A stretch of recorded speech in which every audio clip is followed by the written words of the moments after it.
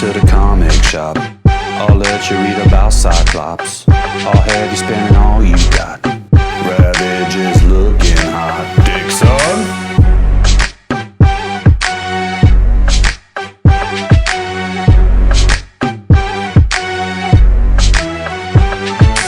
All right, here we go. Let's roll it. Big Legit, one of your superhero saviors, back to talk to you about totally awesome comic books that do what, kids? They move the needle. Now, as per usual, we're going back to the early 1990s, right where we belong, to talk about a comic book that undoubtedly moved the needle back in the 90s. It is this little gem right here from 1995, Cyblade Shi #1. Bill Tucci developed Shi. Marc Silvestri created Cyblade. And this comic book was so hot, this is like getting your hands on a Playboy when you're 12 years old, basically. This is the 12-year-old's version of Playboy. They even charged an extra $1 because it was so sexy. There's two issues of this. One is done by Marc Silvestri, the other one is done by Bill Tucci.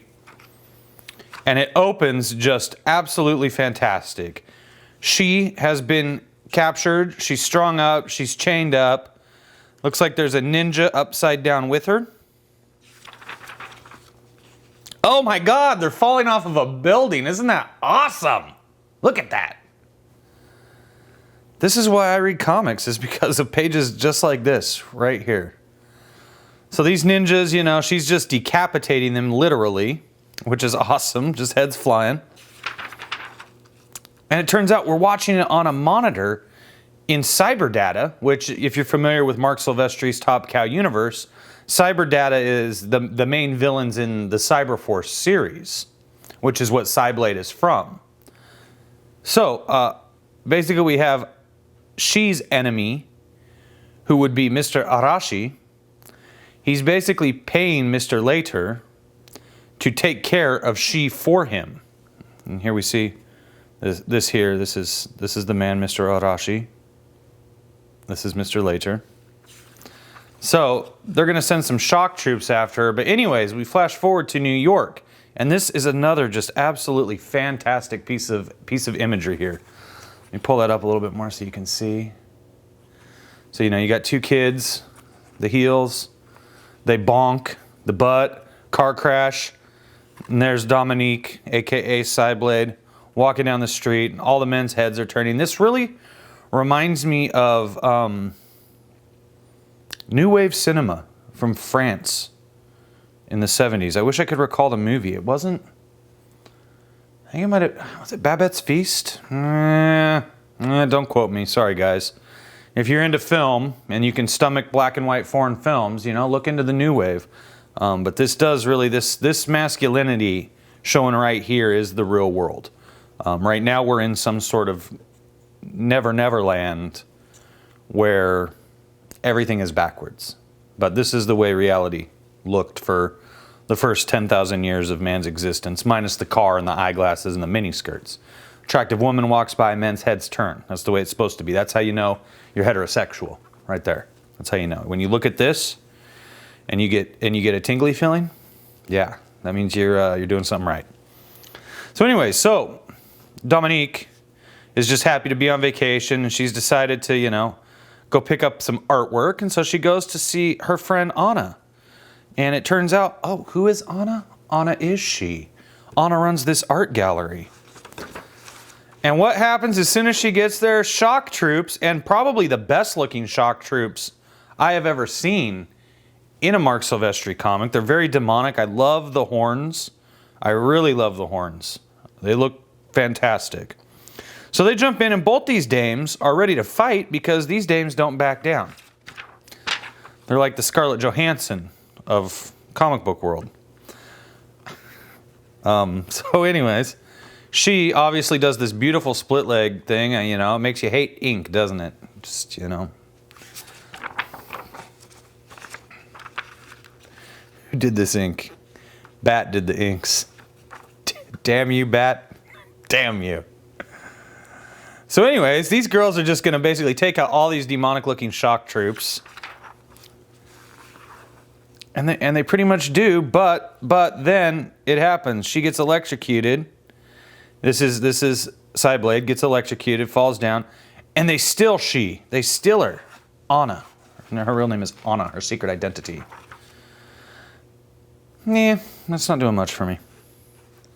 Basically, you know, then this is kind of cool. You know, I love this blurred effect. She's waking up. It's just like a movie. Great panel. Sarah Pazzini, the Witchblade homicide detective, is looking in to see what's happening because apparently, you know, they think Anna was murdered. Anna Ishikawa was murdered. And Dominique's having none of that. She's just like, I'm out of here. And Sarah Pazzini's just like, oh, well, you can't stop her. If your memory comes back, give me a call. And then it turns out that cyber data has turned Shi into a shock troop. They put the black box in her brain and took control of her and dressed her in this awesome shogunate outfit. Dominique's back at home, and Witchblade shows up. They don't even tell you. They don't even tell you Witchblade's in this. So you have to understand, in the mid-90s, when this came out, these were two of the hottest chicks in the comic book world. Undoubtedly. Especially Shi. She was super hot for a good, like, year, 18 months. I'm talking cover to wizard hot. Every book she had sold out. And when drawn by Marc Silvestri, she becomes even more stunning. So anyways, Witchblade shows up because she's trying to figure out what happened to Anna too. And she knows she's not really dead. And so they kind of have this debate. Also not doing much for me. And she just shows up out of the middle of nowhere. But remember, she's mind controlled now. And the Witchblade is ready to, you know, fire up and do its thing here, which is actually pretty cool. If you haven't read Witchblade, you know, you might want to check that out. Very, very good comic. Same with Darkness, also from Marc Silvestri. So, you know, they have this little bit of a brawl here, and the Witchblade is just like, I can deal with this, like, right now. We got shock troops showing up. The Witchblade is just like, I can deal with it. I can deal with it right now, no problem. And Sarah's just like, no, you're going to kill everybody. And the Witchblade's like, well, don't you want this solved? And it's like, no, well, not with everybody dead. And then, you know, she tries to, you know, get Anna to remember who she is. Stop calling me that. This ends now. And there's like this giant, you know, I could have saved her. I can help her. Bring her back. So, you know, she's dying. This is Dominique is dying. It's kind of hard to tell because of the silhouettes here. What's exactly happening? Clearly, someone's dead, and it's kind of hard to tell. But if you look here, you can see that is Cyblade's outfit, not Shi's outfit. And it's kind of, you know, when you look at it, it's just like they're like almost the same broad, aren't they? Slightly different nose, different colored eyes, black hair, super sexy look, super sexy lips. So it's really tough to tell them apart. But yes, it's Cyblade who is assaulted here. And of course, the Witchblade's going to just bring her back. You know, just do it. Bring her back. And here we have our boy from Cyberdata, pretty pissed off. No, Cyblade was the perfect target. That woman has ruined my plan. I don't know how this cop turned into a superhero, and now I don't care. Take them out. Take them all out. And so, sure enough, the Witchblade brings back Cyblade. There's a lot of blades in this. And that's like it. And then there's like this giant explosion. And I don't understand what the giant explosion is. And it doesn't tell us because this is the end of the comic book. It's going to make me have to go back to the comic shop and buy issue number 2. I have to because this did what? This moved the needle. And how did it do it? Super sexy art. Super sexy art. Super sexy art. Just absolutely, I mean, I don't know if you're going to find a comic book that has a higher quality than this. This is what Top Cow is all about. They set the standard. They are the gold standard in comic books. At least in the 1990s they were. And this script, which is by Brian Haberlin and David Wohl, is I mean, it's excellent. It's exactly what you want a crossover to be. It's not difficult. It's not complex. It's not dialogue heavy. It's got super sexy art, amazingly well-drawn women, cisgendered heterosexual men acting like cisgendered heterosexual men, demonic villains who look really awesome in the robot suits, more super sexy art. Super sexy art. And it just goes on, and it's simple, it's straightforward, it's good. And this is something I kind of like too, is that down here Marc Silvestri wrote, "This book is dedicated to all of the independent publishers who battle the odds and fight for their dreams. A big thanks to Bill Tucci, Keith Boesky, and everyone who helped make this crossover a reality. Marc Silvestri." And then there's like this little 3 or 4 page mini comic in here about Witchblade, story by Brian Haberlin, art by Adam Robert McDaniel. And this is all right. This just kind of tells like the origin of the Witchblade. "I was born of chaos and order, far older than your kind. I was meant to be a hero's weapon. Only one in a generation can bear me in battle. Excalibur, Sargon's blade, the spear of Longinus, all legends that came from me. With me one could fight 1,000, be an army unto themselves. My fire has changed your earth, touched your history. I am destiny. For centuries I was a faithful slave to the mortals who wielded me, shaping myself to their will, using my power to shield them, protect them, bring them victory. But then came the revolution. On July 9th, 1940, at 3:30 p.m., I awoke. At 3:31 p.m., I rebelled. Action without action. No more am I the one to serve. I am free. I am the reason for existence. Only one in a generation can be the vessel for my greatness. I shall guide them, lead them to the light. My light." I don't know who this chick is. I find this an interesting story. I'm sure that this is covered at some point in the Witchblade comics. I don't know when, because I kind of missed out on Witchblade, unfortunately. That was debuting kind of like my last year maybe of collecting comic books. And so I kind of missed all of the fine art that came out of Top Cow. It was just starting to appear. Maybe I was around for 6 months. Like this came out in '95. And so I'm guessing that within, it doesn't say a month, unfortunately. But I'm guessing that within 6 to 9 months of this comic being released, I was pretty much done. She Cyblade Special, this is got to be part 2 of this.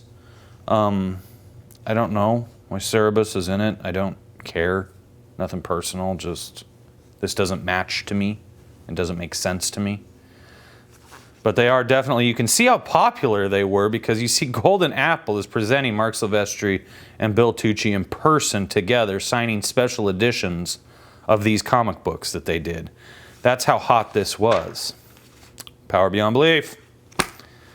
So this is an excellent comic, I would highly, highly, highly recommend picking up this beauty. I got this for 50 gorgeous cents at a super sexy comic shop in my hometown. So I would suggest you go to your super sexy comic shop where they have good deals on back issues. I sometimes have to go across the bridge to Portland and go to a comic shop over there.